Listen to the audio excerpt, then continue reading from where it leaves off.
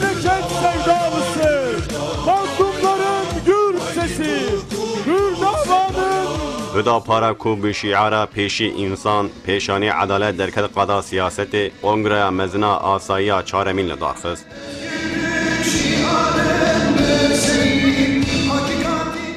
Serokê giştiyê Hüdaparê berê îsaq salam di Kongreya Partiya Xwe de axaftine kir û balan kişan li ser mesele û mafên Kurdan. Ji bo çareseriya meseleyê dibe ji Kurdan re mafê perwerdehiya zimanê zikmakî bê dayîn û zimanê Kurdî jî bibe zimanê fermî. İsaq salam wiha got. Salam da axaftina xuya ku kir de derheqê meseleya Kurd û mafên Kurdên ên ku nayên dayîn de wisa got. Ji bo mesele û problem ji kokê bê çareserkirin, dibe ev pênasa welatbûnê ya ku li gor qewmekî hatî kirin û di makezeganê de cî digre dibe bêguhertin.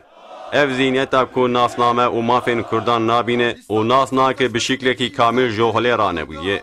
Ji bo çareseriya meseleyê dibe ji Kurdan re mafê perwerdehiya zimanê zikmakî bê dayîn û zimanê Kurdî jî bibe zimanê fermî. Salam di berdewamiya axaftina xwe de balkişan ser meseleya Filîstînê û wiha got. Ji bo dawî lê îşgalê bê anîn ez ji vê derê bang li hikûmatê dikim. Komera Tirkiye a ku ji Osmaniyan maye dewleta ewle ku rejîma îşgalê nas kiriye ku ev yek ji bo welê Sedama şermê ye. Dawî li vê şermê û eybê bînin û êdî şebekeya terorê wek dewletekî nas nekin. Temsîlkanên rejîma Siyonî ji bajarê Hecî Bayramê welî biqewirînin. Ji bo birayên me yên Filîstînî lê dijî çeteya terorê bi hez û quwet bibin, ji wan re alîkariya çek û teknolojiyê bikin.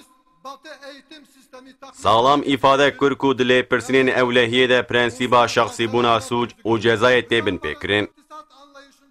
Salam derbarê hilbijartinê de jî axivî û wiha got. Benda hilbijartinê dibe bi temametî bê rakirin û ji bo reqabeta adilî ji temamê partiyên siyasî re ji xezîneyê alîkarî bêkirin. Salam îfade kir ku divê temamê baregehên aîdên Emerîka û NATOyê yên li welê naxwazim ji ên li încirlik û kürecîkêne bêgirtin. Derbarê mesela Sûriyeyê de jî salam balkişan ser mijarên mühîm û wiha got. Ji bo li Sûriyeyê çareseriyeka mayan de bê tesîs kirin, dibe welatên emperyal herêmê ter bikin. Dibe di polîtikaya derve de yekîtiya İslamê esas bêgirtin. Parası olan herkes parasını mal ve hizmete